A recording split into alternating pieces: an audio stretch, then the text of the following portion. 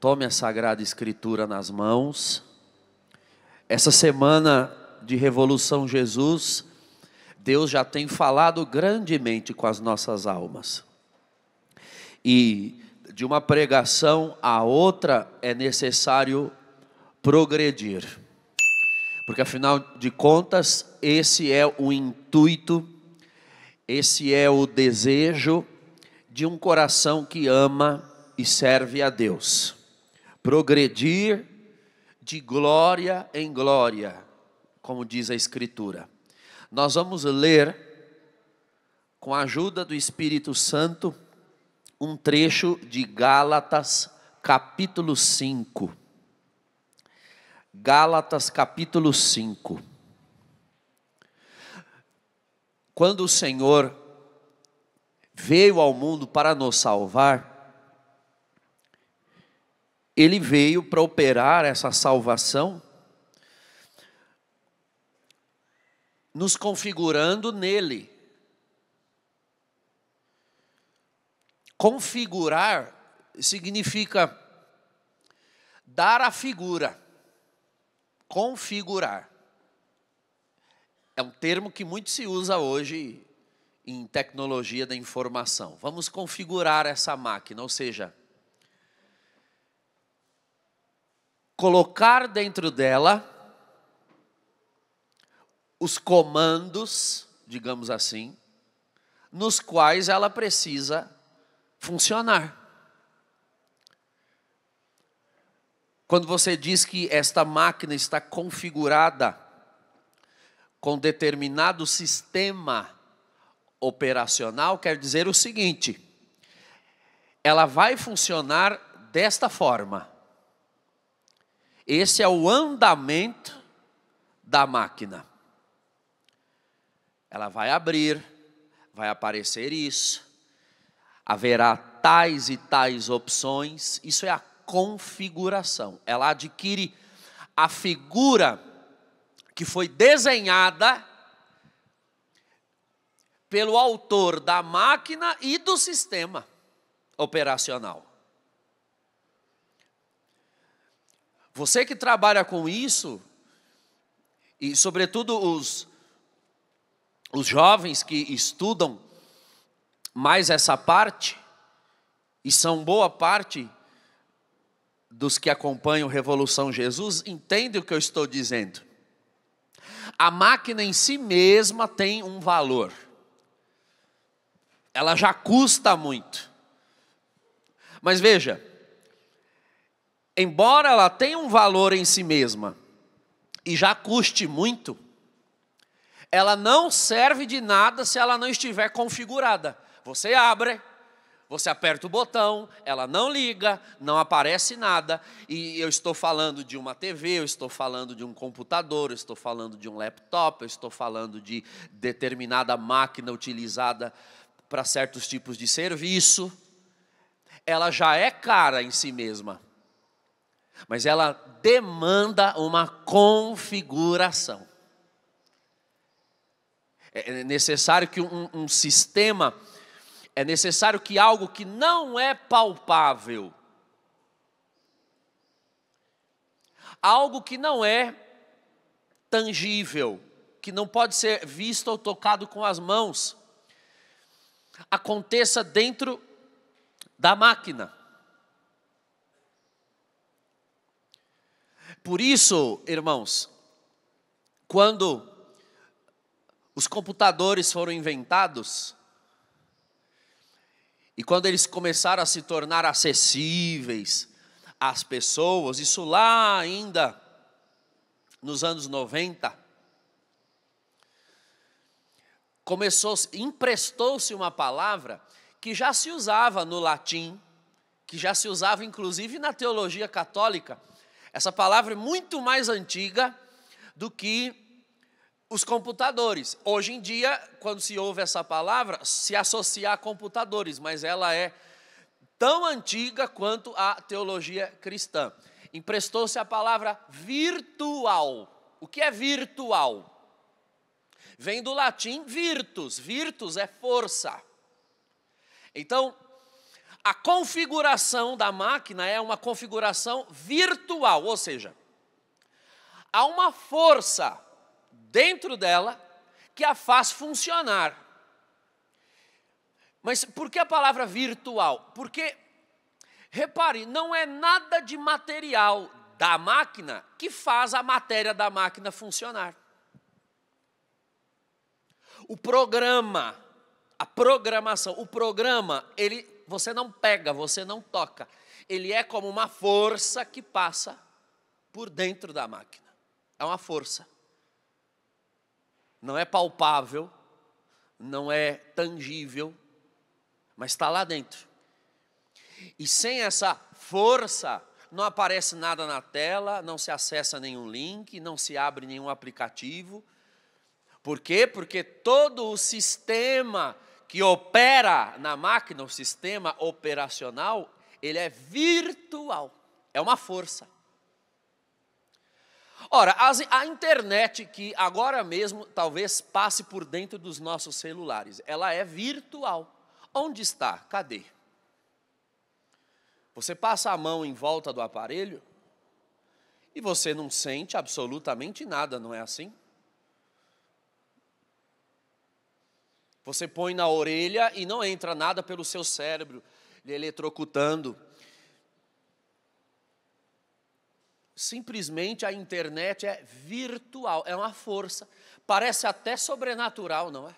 Se você pegasse isso aqui e colocasse na mão, sei lá, de um homem do século XIX ou da Idade Média, e aparecesse a foto de alguém, ou o vídeo, pessoas se mexendo dentro de uma tela, bom, no mínimo ele ia tacar no chão e jogar água benta, pensando que era demônio. Porque como é possível aparecer esse tipo de coisa? Como é possível caber uma pessoa dentro de um objeto que é infinitamente inferior em dimensões, em tamanho, em proporção, à própria pessoa? Pois é, porque há um sistema virtual, há uma força que não é palpável, que não é tangível, que opera nesta máquina e permite que ela faça. Eu estou fazendo aqui essa comparação, essa parábola, para explicar a você o que é ser configurado a Jesus Cristo. Configurado a Jesus Cristo. Foi o homem quem criou os dispositivos, foi o ser humano que criou o computador, os laptops, as smart TVs, os celulares. Foi o homem. De onde ele tirou esta noção de que uma coisa material, ela pode ser configurada virtualmente? Os homens que criaram talvez não saibam disso. Muito provavelmente não saibam disso. Alguns deles talvez sejam ateus.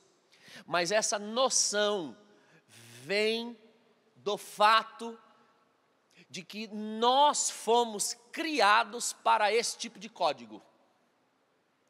Deus nos criou e põe vida em nós virtualmente.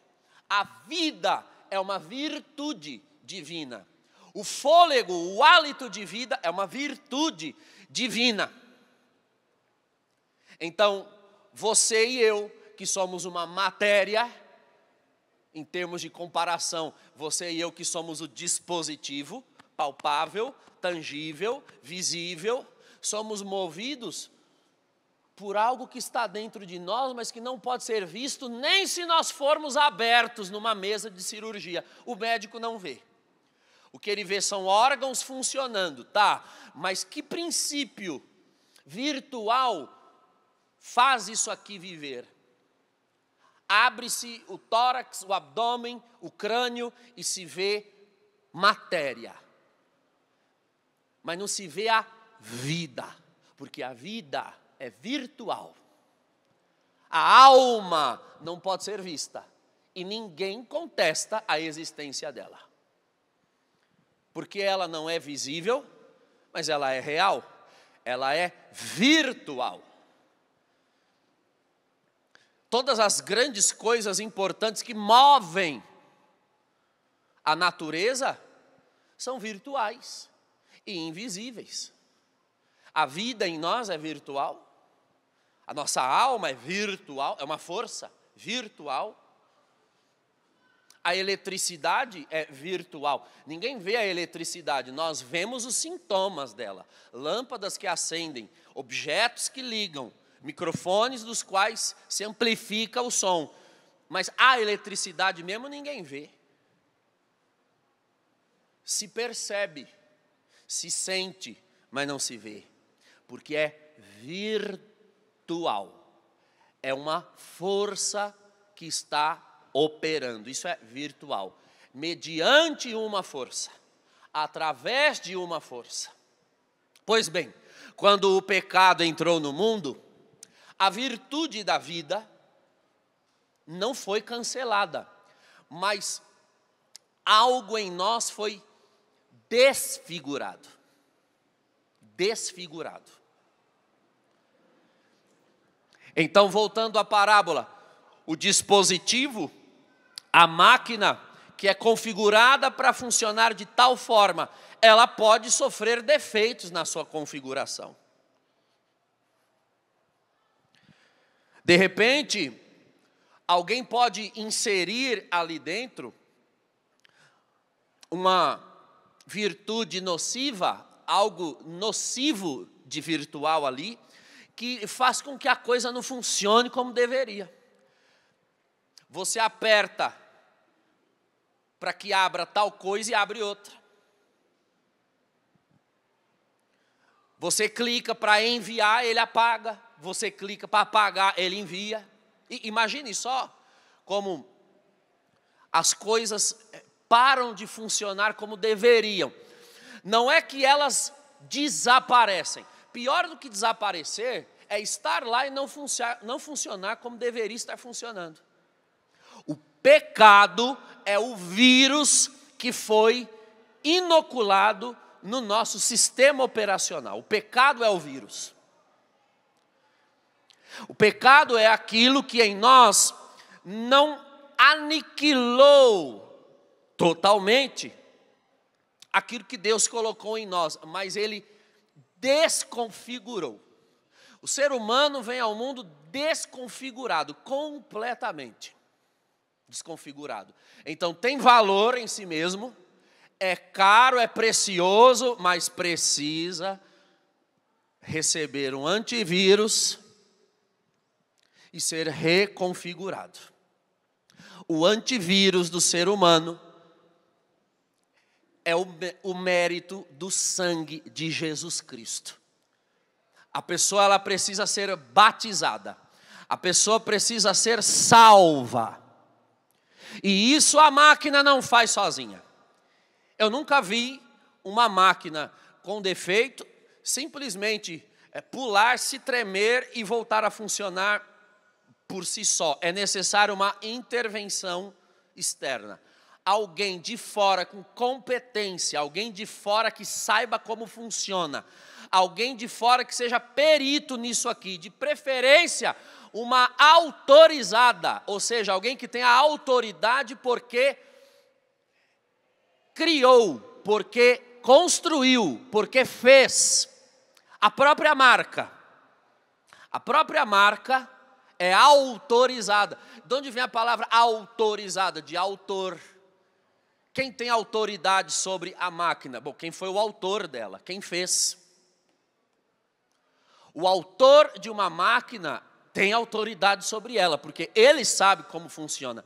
E por que ele sabe como funciona? Porque foi ele quem fez. E o funcionamento dela, na realidade, é reflexo do projeto dele em fazê-la funcionar. Porque foi ele quem quis que funcionasse dessa forma. Bom, a autoridade sobre um ser humano pertence ao Senhor, ao Criador. Ele tem a autoridade sobre nós. Porque ele é o autor da vida humana. Ele é o autor, ele fez, ele, portanto, tem autoridade e é autorizado.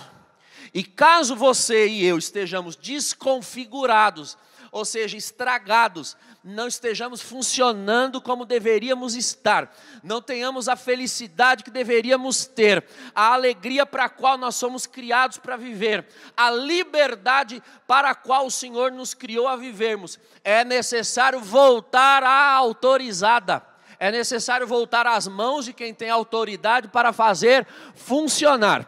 E não adianta a máquina teimar, a máquina insistir, a máquina resistir. Só há um que possui autoridade, que seja autorizado a fazê-la funcionar. Então, Jesus Cristo é o Deus que nos fez, o Deus que nos criou e que veio ao mundo, se encarnou. Romanos, no capítulo 11, diz: porque dele, para ele, são todas as coisas. Deus, ao te criar, tinha o Filho eterno como parâmetro, como modelo. Jesus é o Filho eterno, o Verbo eterno. Ou seja, a mente divina a partir da qual Deus foi criando todas as coisas. Você foi criado a partir da mente de Deus, portanto, a partir do Verbo, a partir do Filho. E é necessário ser configurado por Ele. Configurado nele. Aliás, Ele se fez homem justamente para isso. Para reconfigurar a humanidade. Então, depois que o pecado entrou no mundo, o ser humano não deixou só de saber o que é e como é Deus. Mas o ser humano também deixou de saber o que é e como é o ser humano. Porque o ser humano estragou-se. Não adiantava o homem olhar para si mesmo, olharem uns para os outros. Ninguém mais era modelo, parâmetro, referência de humanidade. Porque toda a humanidade se perdeu. É o que diz o capítulo 6 da carta aos Romanos. Todos pecaram e ficaram privados da glória de Deus, da graça de Deus. Então vem Deus, na sua autoridade, para reconfigurar. Hoje o Senhor, nesses dias, o Senhor quer reconfigurar você. E te deixar no modelo perfeito. Talvez o técnico, o autorizado, para saber como o dispositivo deve funcionar, pegue um outro que esteja perfeito e veja como funciona.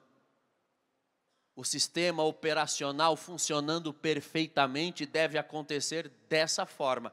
Pois bem, esse não está como aquele. Então eu vou configurar para que se torne semelhante ao que está funcionando corretamente. Ora, o único ser humano que funciona, que é aquilo que Deus sonhou para o ser humano ser, é Jesus Cristo. A carta aos Romanos diz: Ele é o novo Adão. Adão foi o homem que Deus criou perfeito e que funcionava perfeitamente. Adão e Eva, uma vez desconfigurados, desconfiguraram toda a humanidade. Tudo que foi vindo depois dele, depois de Adão. Jesus Cristo é o novo Adão, ou seja, ele é o novo humano, o novo dispositivo. Como um ser humano deve ser? Como um ser humano deve funcionar? Como um ser humano deve pensar, deve agir para a sua própria realização? Como Jesus Cristo. Jesus é o parâmetro. Jesus é o dispositivo perfeito. É a humanidade disposta de maneira perfeita. Por isso nós precisamos ser configurados a Ele. Ora, o que é que do dispositivo perfeito pode passar para o imperfeito, para fazer o imperfeito funcionar perfeitamente?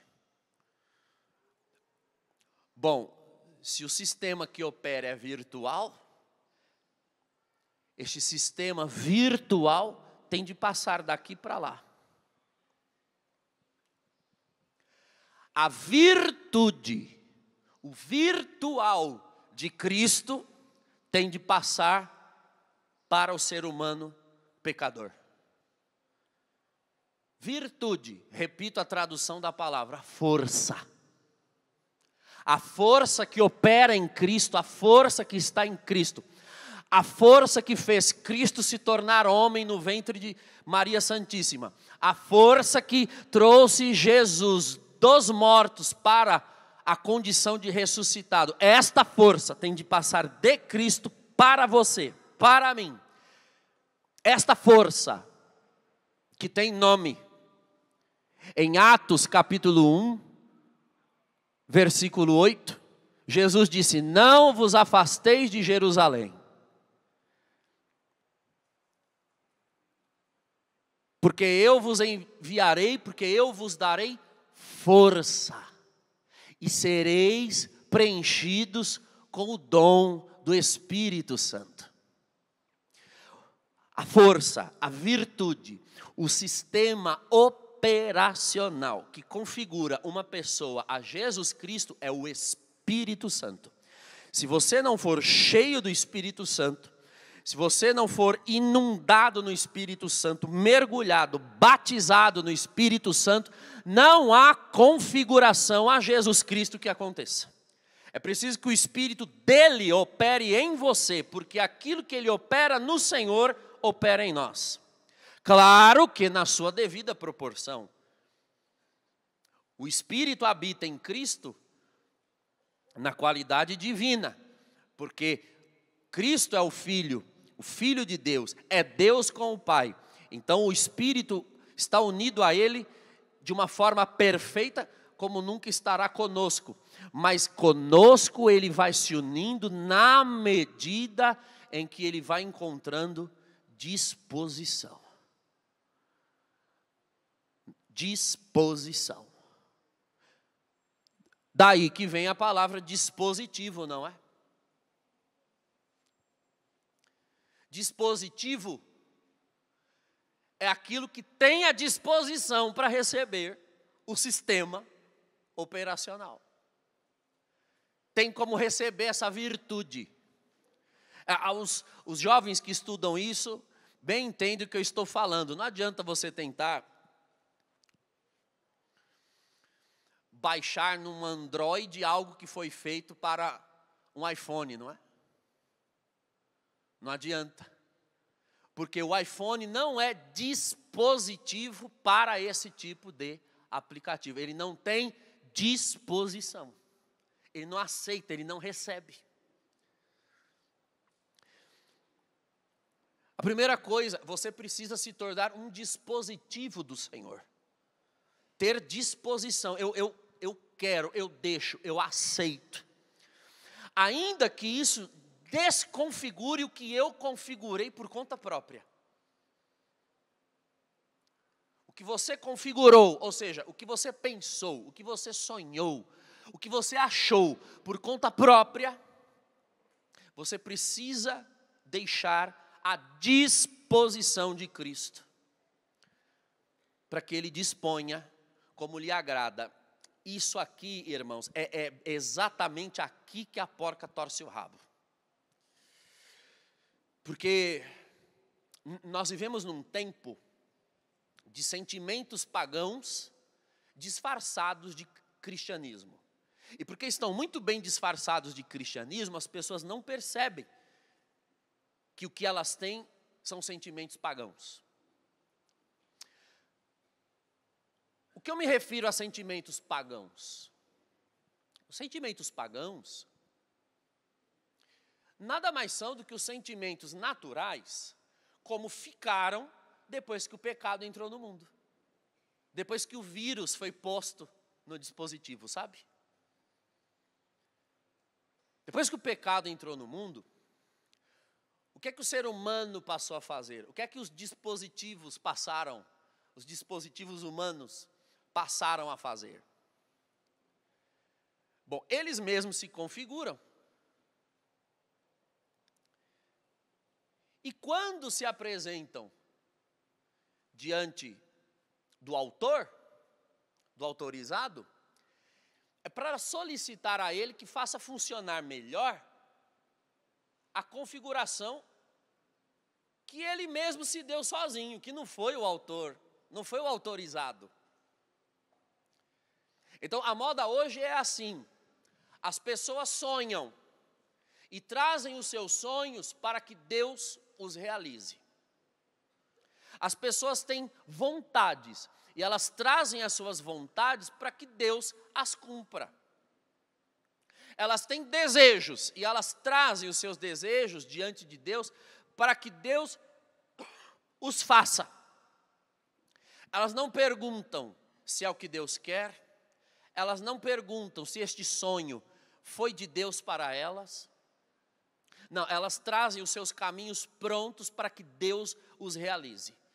E elas querem que Deus faça de acordo à vontade delas. Isso é o oposto do cristianismo, no qual se ora: seja feita a tua vontade, assim na terra como no céu. Se Deus quiser reconfigurar a sua vontade, se Ele quiser baixar outro sistema que opere em você, que seja operacional em você de outra forma, porque Ele sabe, Ele é o autor, Ele sabe que esse é mais rápido em você, esse é mais eficaz em você, esse vai fazer você ser aquilo para o que você nasceu, para que você foi criado. É necessário uma disposição, é necessário que você seja muito disposto, um dispositivo disposto, para ser bem redundante, para deixar o autor, que tem autoridade, atuar em nós como deve ser. Mas não é essa a moda, irmãos? A pessoa, ela traz pronta a vontade dela. Pronta. Ela nem questiona a vontade dela, ela traz pronta. E teima em cima de Deus, como que querendo convencer a Deus de que a vontade dela é a melhor para que Ele a realize. Então, meu Deus, eu estou encalhado, eu preciso casar, eu preciso de alguém, eu vou na Canção Nova, eu olho para o lado, eu olho para trás, eu olho para frente, eu olho para a fila e faço novena de Santa Terezinha, São José, Nossa Senhora do Desencalhado. Eu faço de tudo, jejum, novena, trezena, deixo de comer, desmaio, caio no chão, babo, espumo, tudo em nome de convencer a Deus de fazer a minha vontade. Eu imagino Deus sentado no trono, assim, olhando.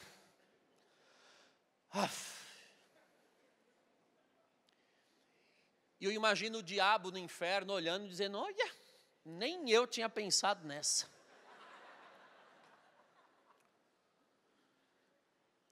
Não deixa, não põe diante de Deus. Seja feita a tua vontade, e soltar na mão dele, sabe? Então, mas para se tornar dispositivo assim, é necessário se reconfigurar no espírito. Bom, eu fiz essa pequena introdução antes de nós lermos o texto, e deu tempo de você abrir o texto de Gálatas capítulo 5.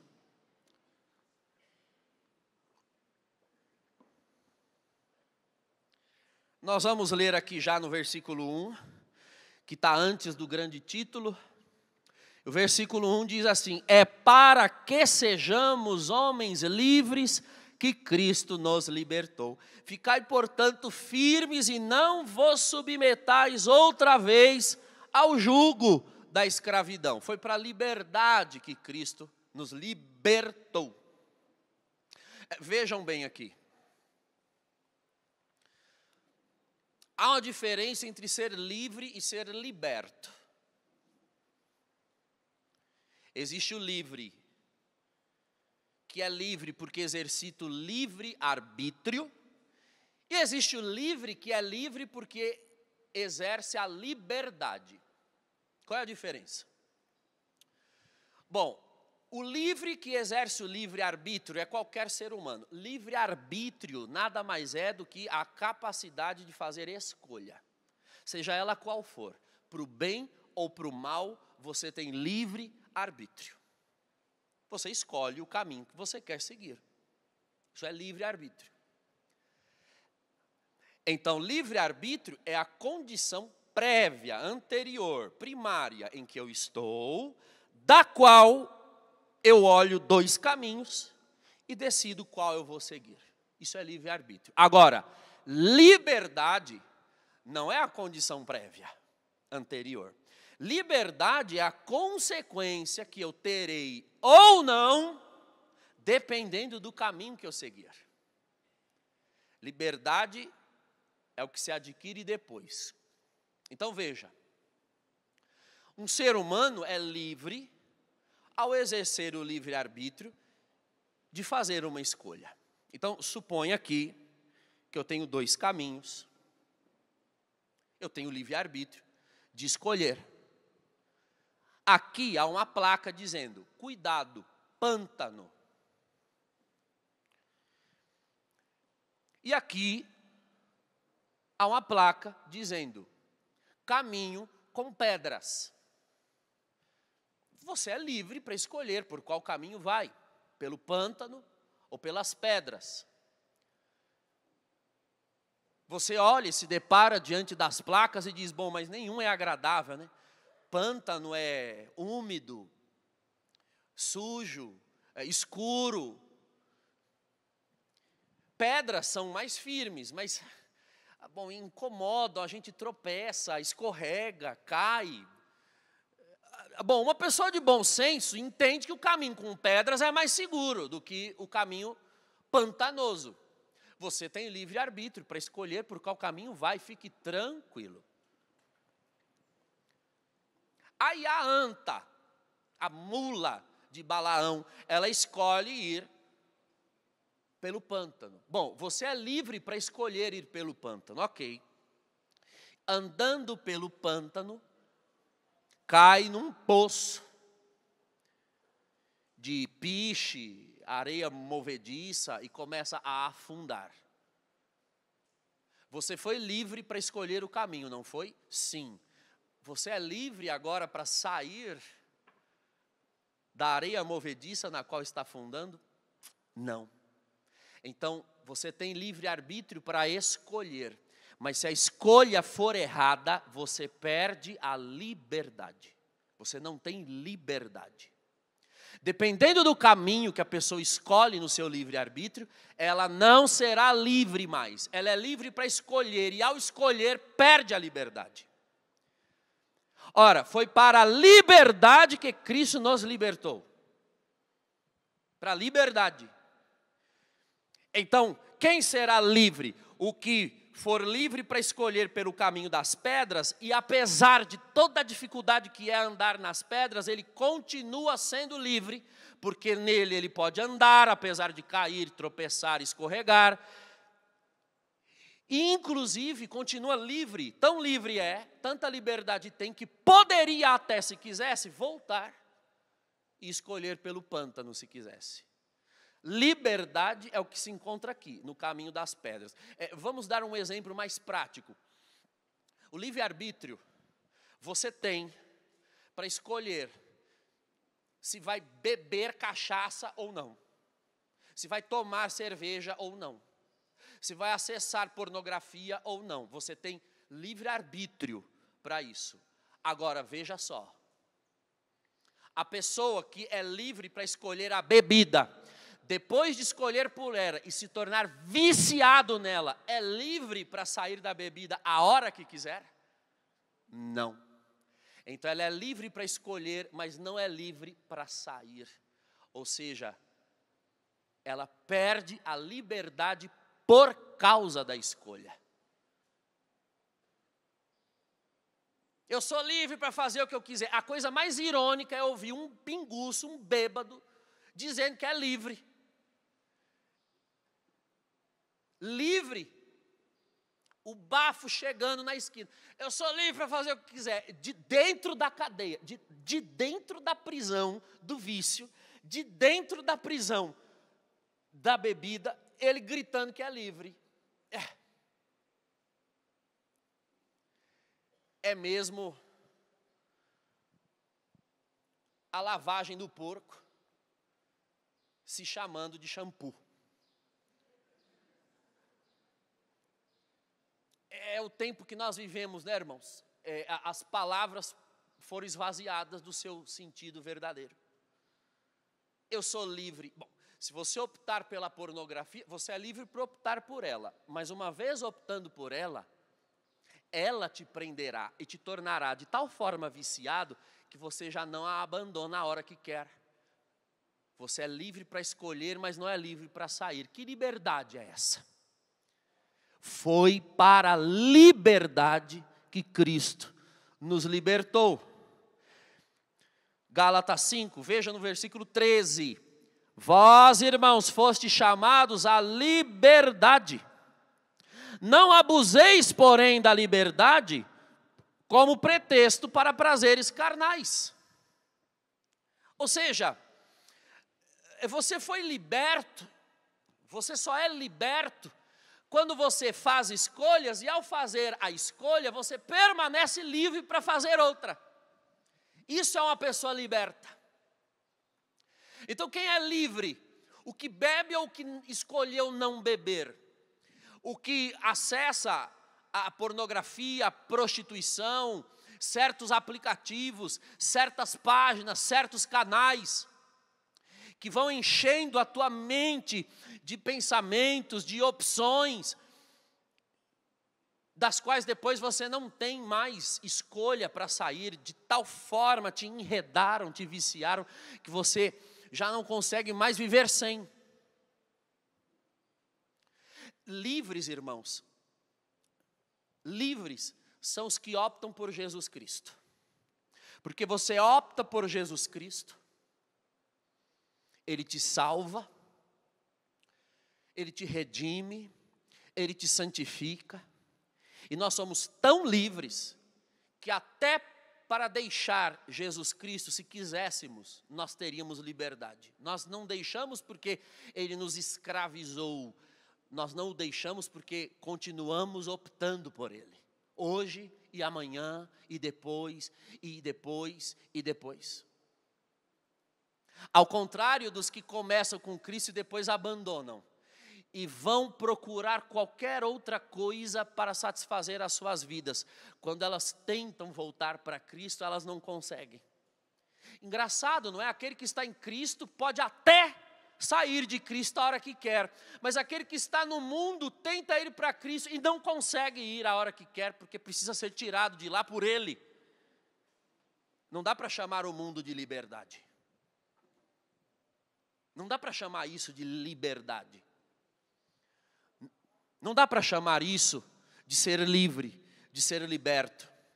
Você é livre enquanto todas as escolhas são opção.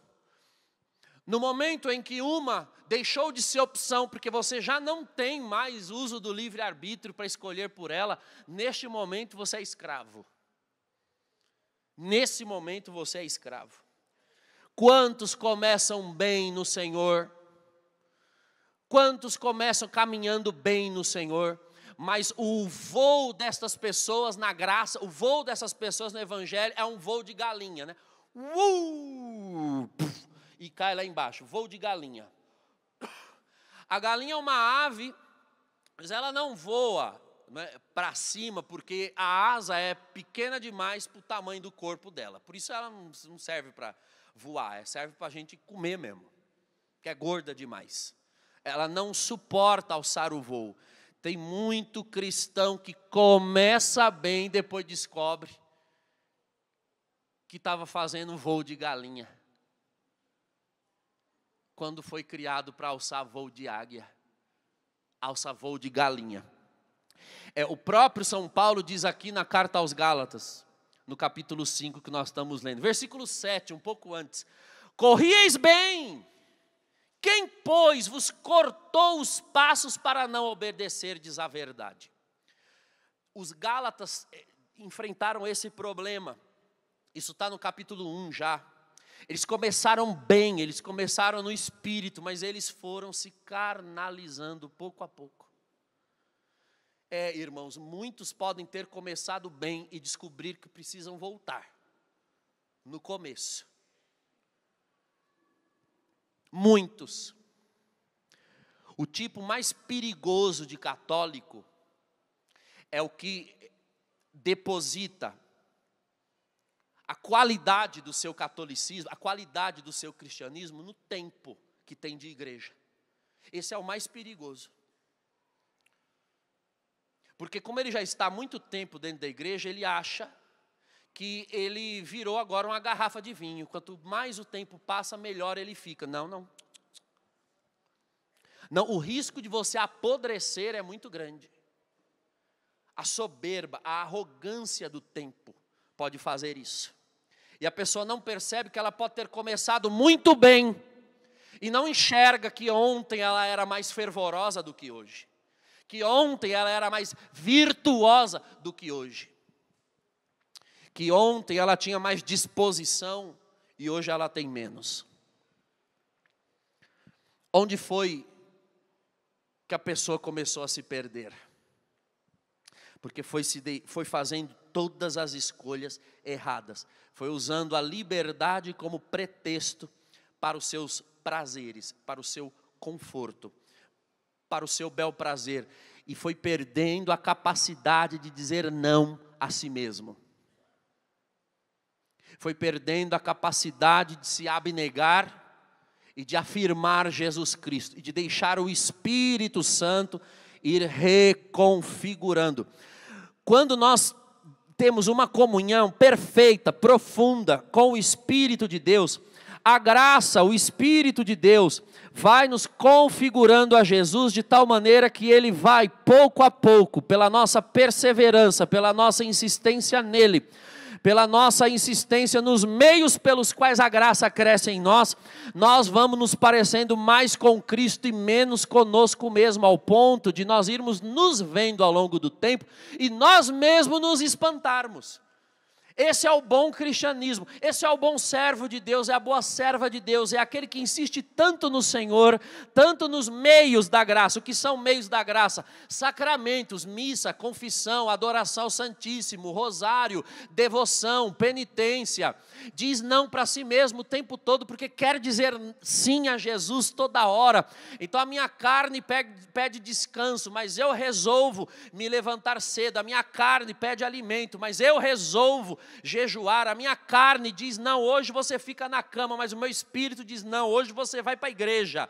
A minha carne diz não, eu não quero ver a cara de fulano. O Senhor diz não, você vai lá e vai perdoar, porque a grande foi a mágoa que te fizeram, mas maior sou eu na tua vida. Você vai, encara, enfrenta, perdoa, vai para cima o tempo todo, porque diz não para si, dando sims ao Senhor.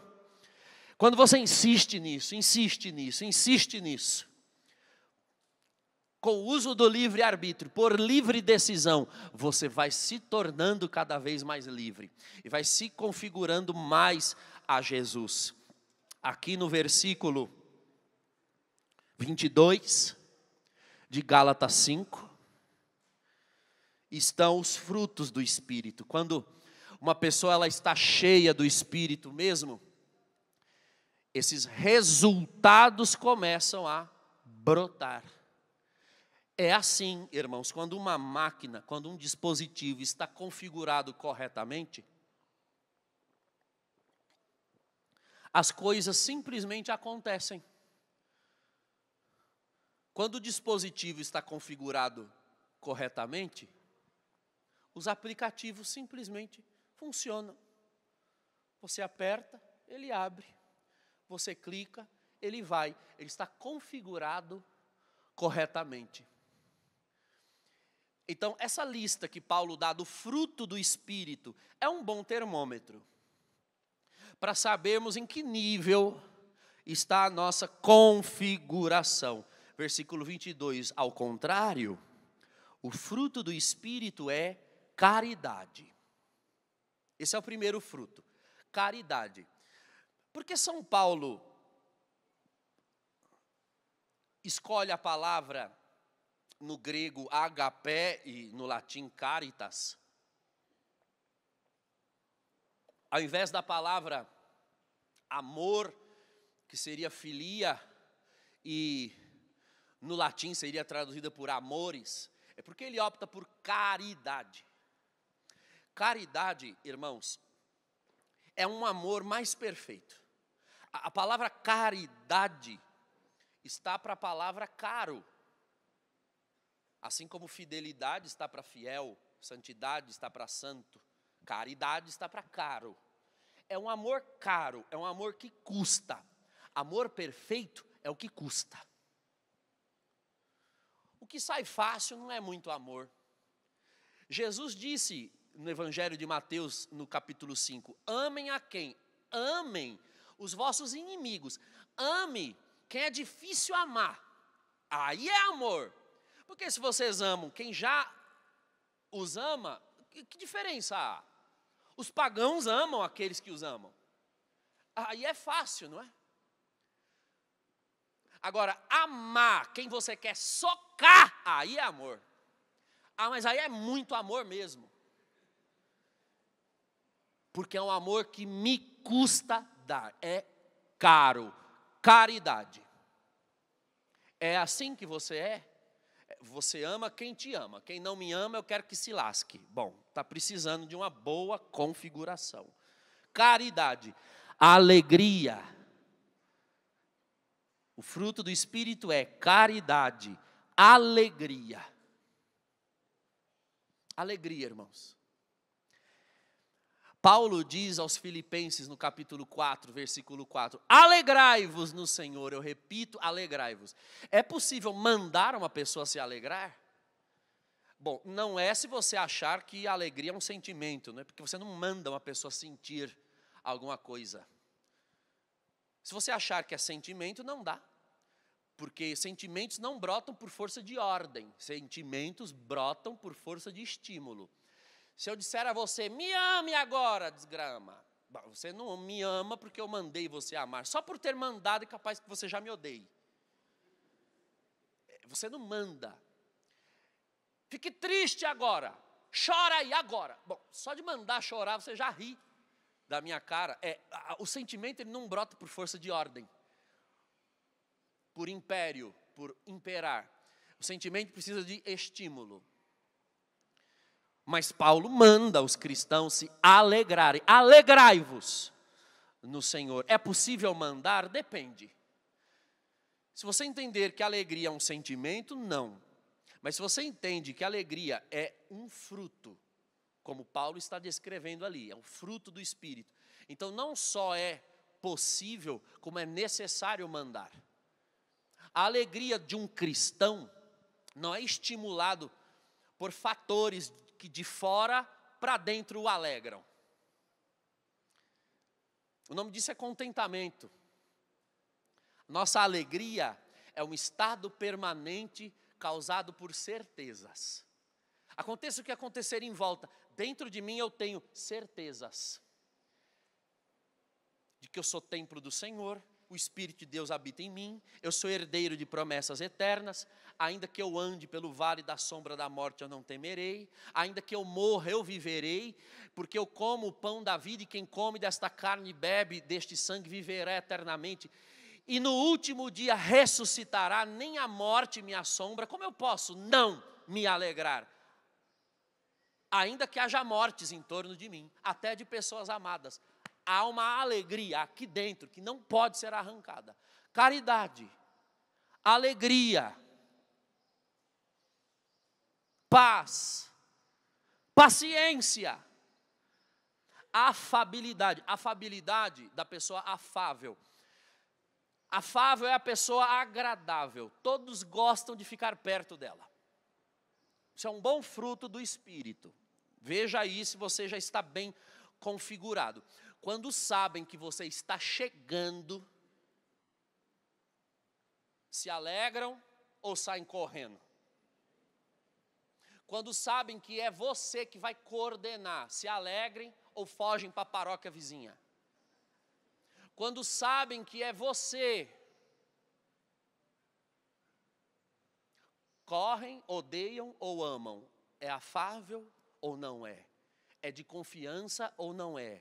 É de presença agradável ou não é? Afabilidade, bondade, fidelidade, brandura, temperança, sabe temperar, sabe medir. Contra essas coisas não há lei.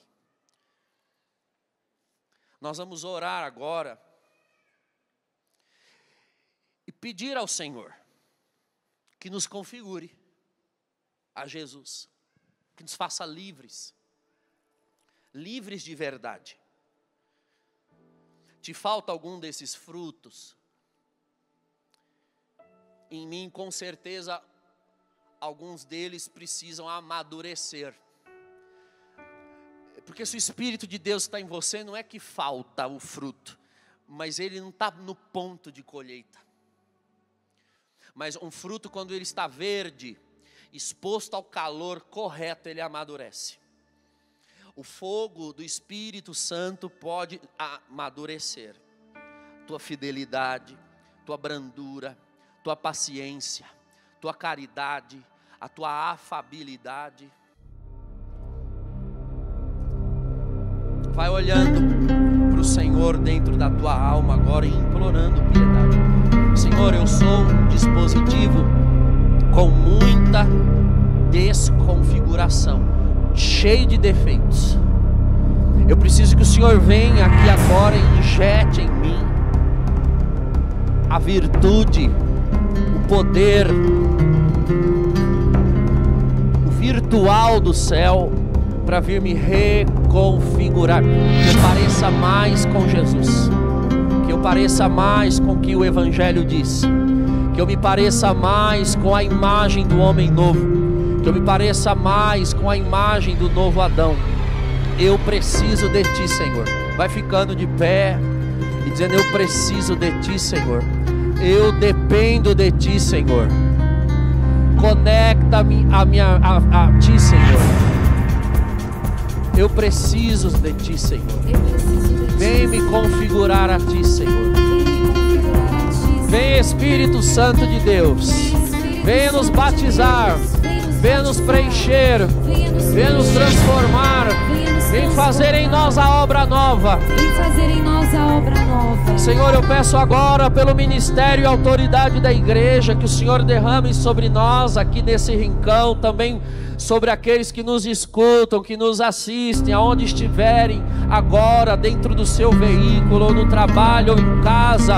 Essa pessoa que está no hospital agora, com a TV ligada, com o celular ligado, ela precisa, ele precisa do Teu Espírito Santo, Senhor. Entra nesse lugar, entra nas nossas almas agora, na nossa mente agora. Vem, Senhor, nos transformar por completo e nos preencher com Teu bom Espírito, e que o Teu Espírito, Senhor, venha encontrando em nós disposições para nos transformar.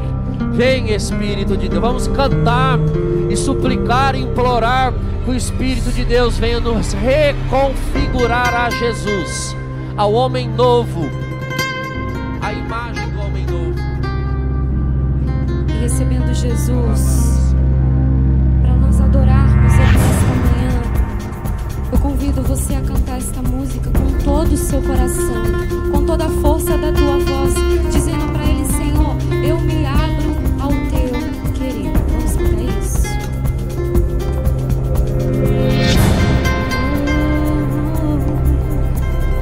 Eu me abro ao Teu querer, eu me rendo à Tua voz, quero me submeter.